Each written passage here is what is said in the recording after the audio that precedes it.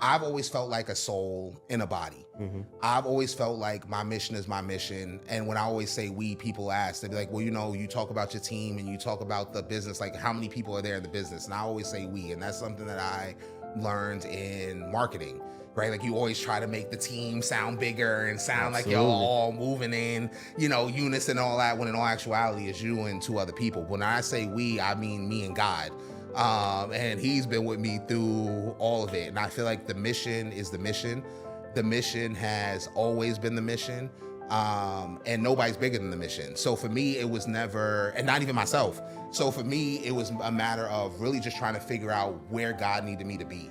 And what that was going to look like. So whether it was starting out producing and making music and working in the entertainment industry for a little bit while I was still a teenager, to getting to college and doing other things, to going into management and doing all these other things, it wasn't necessarily a distraction. Like I've always been focused. Some people in college would have probably even called me intense, you know what I mean? In some cases, right? Like I was focused. I've always been focused. And for me, the journey has really been around figuring out exactly where I need to be. What does this actually look like? What is the calling?